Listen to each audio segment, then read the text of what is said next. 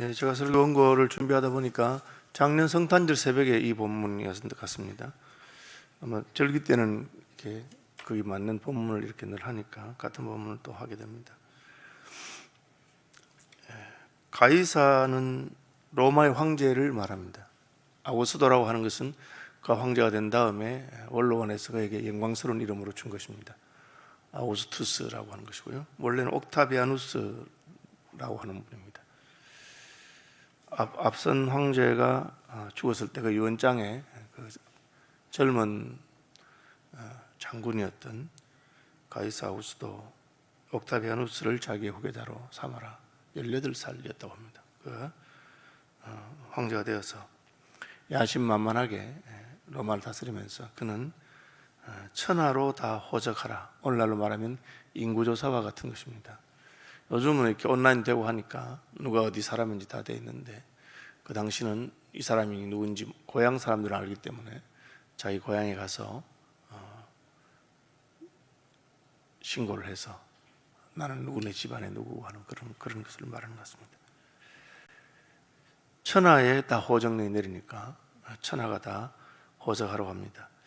이 호적은 구레뇨가 수리아 총독되었을 때 처음 한 것이라. 이 이제 수리아 총독이라고 되어 있는 말은 원문에는 총독이라는 직함이라기보다는 구레뇨가 수리아를 다스릴 때에 그렇게 되어 있습니다. 왜냐하면 구레뇨가 수리아 총독으로도 다스렸고 그냥 장군으로서 다스렸던 적도 있습니다. 수리아는 시리아, 아람 이런 것입니다. 그래서 전에 한번 그런 호정령이 내린 적이 있었고 두 번째 호정령이 내렸습니다. 통치하는 지역의 인구라든지 사람에 대해서 알고 있는 것이 통치에 대해서 도움이 되겠죠. 반면에 유대인들은 사실은 인구조사에 대해서 조금 이렇게 거부 반응이 있습니다. 왜 거부 반응이 있습니까? 다윗이 인구조사를 하고 하는 것 때문에 하나님 앞에 징계를 받은 적이 있습니다. 하나님께서는 왕으로서 인구조사를 해가지고 내 밑에 얼마나 많은 군대가 있는가, 얼마나 많은 병력이 동원될 수 있는가, 뭐 그런 것을 하다 보면 하나님을 의지하지 않고 그 인구를 의지하게 된다, 그런 생각을 하셔서 하나님이 유대의 왕들에게는 인구조사 하지 말아라, 그냥 안 해도 내가 다 해주겠다, 그렇게 말씀하셨습니다. 그러나 그 당시 유다는 로마의 식민지였고 망한 나라였기 때문에 황제가 호적을 하라고 하니까 할 수밖에 없었습니다. 유대인들도 다 해야 됩니다. 그래서 모든 사람이 호적하러 각각 고향으로 돌아갔다. 그래서 예수님이 탄생하실 때의 배경 사건은 황제가 시키면 해야 된다는 것입니다. 왕이 시키면 해야 되는 것이죠. 지난번에 이미 총독이 시켰습니다. 총독이 처음 했는데 또 하라고 또 합니다. 유대인들이 좋아하는 것입니까? 좋아하는 것도 아닙니다. 그럼 왜 합니까? 황제가 시키기 때문에 하는 것이죠. 이것이 권위요, 힘이요, 권세라고 하는 것입니다. 유대인들은 식민 통치를 받으면 이것을 뼈저리게 알고 있습니다. 우리나라가 이제 개화되고 할 때 상투를 잘라라. 그러니까 신체 발부는 수지부모라. 불감회상이 효지시하라. 몸의 신체와 몸의 털과 머리카락 같은 것은 부모님께 물려받은 것이다. 그러므로 함부로 상하지 않는 것이 효의 출발이다. 그렇게 배웠던 유교의 선비들은 싫잖아요. 그런데 왕이 개혁정책을 펴고 개방정책을 펴면서 잘라라 하니까 자를 수밖에 없는 겁니다. 그게 이제 권세요, 힘인 것입니다. 모든 사람이 호적하러 고향으로 돌아가게 되었다. 모든 사람, 유대인들이 너도 나도 다 가는 것입니다. 심지어 임신한 마리아도 가게 되었다. 임신하면 얼마나 불편합니까? 움직이는 것도 쉬운 때도 아니고 그 먼 여행을 갈 수 없는데, 그러나 황제가 시키니까 가는 것입니다. 이게 지금 왜 이 배경이냐? 황제의 말 다 순종해야 되는데 하나님의 말씀은 어떻습니까? 하나님의 명령은 어떠합니까? 우리는 황제의 말보다 하나님의 말을 더 무겁게 생각합니까? 하나님이 시키면 하는 것입니다. 사실은 이 호정령의 배후에는 하나님의 섭리가 있습니다. 요셉과 마리아는 갈릴리 나사렛에서라고 되어 있으니까 갈릴리 나사렛 사람입니다. 그리고 마리아가 지금 잉태한 아이는 성령으로 잉태된 하나님의 아들입니다. 하나님께서는 하나님의 아들 메시아가 탄생할 때 유대 땅 베들레헴 에브라타에 탄생할 것을 예언하셨습니다. 다윗의 자손인 것을 예언하셨습니다. 그러니까 요셉도 다윗의 자손이요, 마리아도 다윗의 자손이라서 다윗의 자손인 것은 맞는데, 그런데 아기 낳으러 갈릴리에서 베들레헴까지 갈 이유가 없죠. 여러분 이스라엘 지도를 머릿속에 한번 그려보신다면 이스라엘은 요단강이라는 강이 있습니다. 요단강 제일 위쪽에 있는 게 갈릴리 호수입니다. 요단강 제일 밑에 있는 게 사해라고 하는 바다입니다. 그런데 베들레헴은 예루살렘 근처에 있고 사해 근처에 있습니다. 갈릴리는 말 그대로 갈릴리 호수 근처에 있습니다. 그러니까 요단강이 시작되는 데부터 시작해서 요단강이 끝난 데까지 내려와야 됩니다. 먼 여행이죠. 물론 오늘날 자동차로 가면 몇 시간 안 걸리는 그런 거리입니다만 옛날에는 낙이 타고 혹은 걸어서 많은 곳으로 와야 되죠. 하나님께서는 다윗의 자손 중에서 메시아를 보내시고 그 메시아는 태어날 때 유대 땅 베들레헴 에브라다야 너는 유대 고을 중에 가장 작지 아니하도다. 이는 내게서 한 다스리는 자가 날 것이다. 그 예언을 어떻게 성취합니까? 그냥 멀쩡히 가만히 있는 마리아와 요셉이 아기 낳으러 저기 베들레헴 간다는 게 다른 사람들 이해가 되겠습니까? 상식적이지 않잖아요. 그런데 하나님이 로마 황제의 마음에 호적을 해라 하니까 그 갈릴리하고 이쪽 지역에는 그 구레뇨가 지난번에 수리아를 통치할 때 한번 했는데요. 이번에는 천하가 다 하는 거기 때문에 지난번 해서도 새로 해. 또 하는 겁니다. 왜? 황제가 시키니까. 왜? 하나님이 황제의 마음을 움직이니까. 그렇게 하는 것입니다. 여기서 우리는 하나님의 역사 개입, 자기의 약속을 성취하기 위해서 개입하시는 것을 볼 수 있고, 하나님이 하고자 한다면 황제라도 움직이시고, 그리고 황제가 명령을 내리면 임신한 여자라도 갈 수밖에 없는 이 역사의 배경에 하나님의 섭리가 있는 것을 알아야 됩니다. 물론 우리가 구체적인 일 하나하나를 하나님께서 왜 그렇게 하시는가를 다 알 수는 없습니다. 그건 참 쉬운 일이 아닌 것이죠. 시간이 지나놓고 나면 알 수 있는 것들은 있습니다.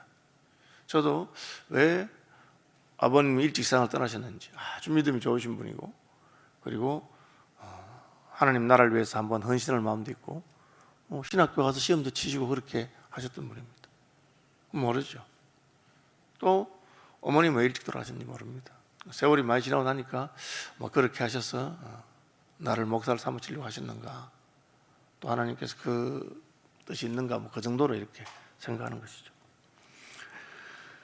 성경에 기록된 대로 요셉과 마리아, 그 약혼한 마리아와 함께 호적하러 올라가니 마리아가 이미 잉태하였더라. 그렇게 되어 있습니다.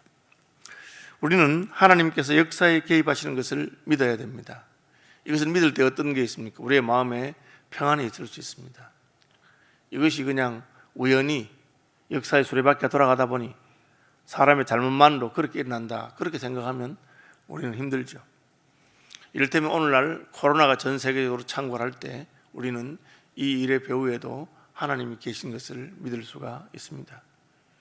하나님께서 이 모든 것을 알고 계시기 때문에 예수님 말한 것처럼 참새 한 마리가 떨어지는 것도 하나님이 허락하지 않으면 안 되니 하나님이 이 고난의 세월을 주신 것도 이유가 있겠지.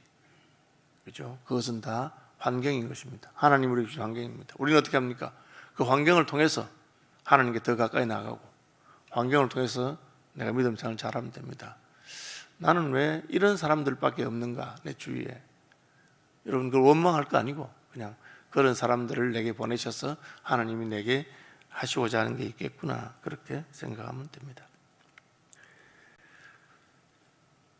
그 다음에 이제 베들레헴에 가보니까 사람이 많은 거예요. 그죠? 7절 마지막 이는 여관에 있을 곳이 없음이라. 이 여관이라고 하는 말은 원어는 사실은 여관 오늘날 호텔을 말하는 것이 아니고 객실을 말한다. 객실이라고 하는 말은 좀 약간 이렇게 포괄적인 말인데 뭐 여관에 있는 방도 있지만 그 당시에 베들레헴이라고 하는 시골 동네인데 뭐 또 동네가 커서 우리 오늘날로 말하면 읍쯤 된다 하더라도 여관이 몇 개나 있겠습니까? 그러니까 그때는 주로 민박을 하고 아는 분 집에서 방을 하나 얻어 사는 그런 경우가 일반적이라고 학자들은 생각합니다. 그래서 여기 여관에 있을 곳이 없음이라 하는 말은 꼭 여관만 말하는 것은 아니고 민박처럼 고향이니까 가문으로 따지자면 너네 누구네 집 몇 대손이냐 하니까 거기서 이제 뭐 방을 얻을 수 있으리라고 갔는데 너무 쉽게 생각해서 가보니까 이미 먼저 온 사람들, 동작 빠른 사람들, 혹은 돈 많은 사람들 뭐 이렇게 저렇게 다 방을 다 얻어 놓아서 요셉과 마리아는 여관에 있을 곳이 없었다 그렇게 되어 있습니다. 그런데 뭐 아기를 낳을 때가 됐으니까 구해야 되죠. 왜 그렇게 하셨을까? 지금 우리는 하나님께서 로마의 황제를 움직여서 호적하라고 그렇게 명령한 것을 알 수 있습니다. 황제도 움직이는데 그 마을 사람들 중에서 마음을 움직이지 못하시겠습니까? 아이고 이번 세댁 같은데 아기를 낳을 때 됐네. 유대인들이 나그네를 함부로 하는 사람이 아닙니다. 유대인의 풍습은 나그네를 환대하도록 되어 있습니다. 그래서 얼마든지 나그네를 환영할 수 있을 것 같은데 어떻게 요셉과 마리아는 있을 곳이 없다. 사람들이 아이고 뭐 죄송합니다. 우리 집에는 이미 방이 다른 손님들이 지금 호정령 때문에 이 다윗의 가문이 다 모여서 없습니다. 나가 있던 사람들 다 와서 없습니다. 뭐 그렇게 한 것입니다.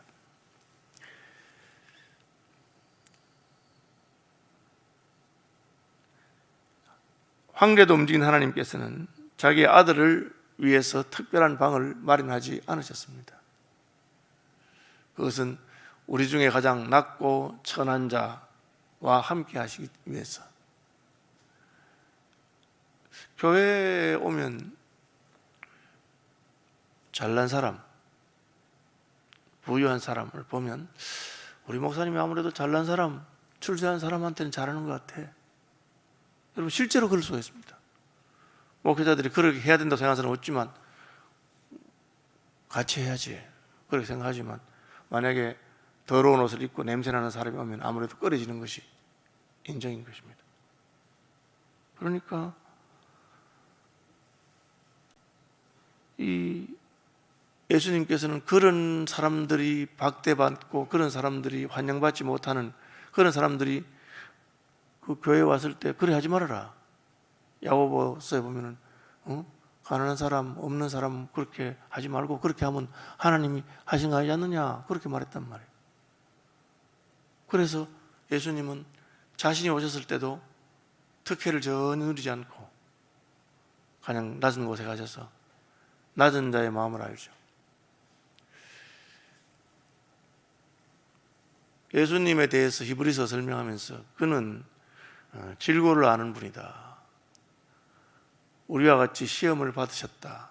우리와 한결같이 시험 받으셨다. 그렇게 말하고 있습니다. 그래서 우리의 마음을 안다. 그렇게 말하는 겁니다. 다시 말하면 예수님은 가난한 사람의 형편을 안다. 병자의 고통을 안다. 이 땅에서 환대받지 못하고 쫓겨난 사람들의 마음도 안다. 집 없는 사람의 마음도 안다고 하는 것입니다. 왜? 우리의 구주가 되시기 위해서입니다. 저 내일 성탄절날 본문을 잡을 때 부요하신 이로써 우리를 위하여 가난하게 되셨다. 처음 출발이 바로 그것입니다. 얼마든지 로마의 황제를 움직이시는 그 능력으로 적당한 곳에 제일 괜찮은 방. 어이구 마침 다른 방은 다 비었는데 남아있는 방이 제일 좋은 방이네. 그렇게. 그럼 그게 불가능하겠습니까? 가능하잖아요.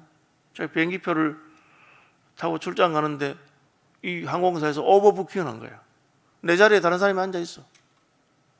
그럼 어떻게 되겠습니까? 아유 죄송합니다. 손님 자리를 이렇게 잘못 우리가 배정해서 그래가지고 1등석으로 가시죠.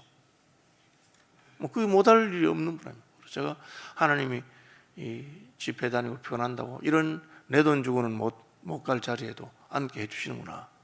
뭐 그런 게 가능하지 않아요. 그렇게 하지 않았습니다. 왜? 우리를 위해서 가난해지시기 위해서 오신 분, 우리를 위해서 고통당하기 위해서 오신 분이기 때문에. 그래서 우리가 예수님의 이름을 부를 때마다 그분이 내 형편 아실까? 아신다.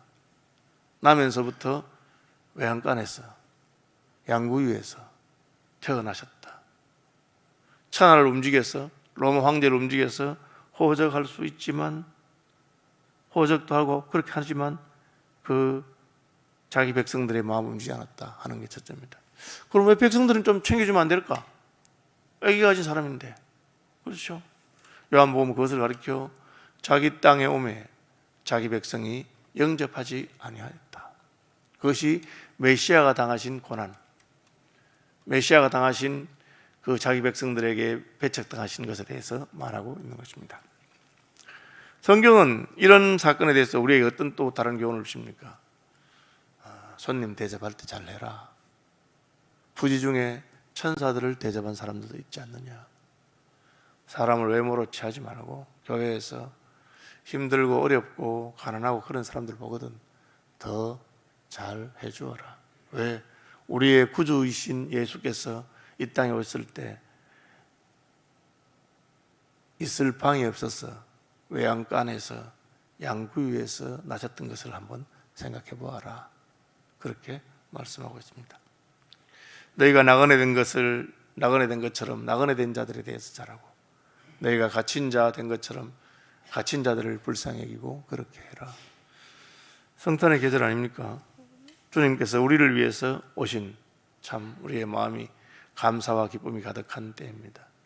우리를 위해서 오신 분을 유대인들은 혹은 이 세상은 환영하지도 않고 그분을 위해서 방 한 칸도 제대로 내어드리지 못했던 그런 것이 메시아의 역사입니다.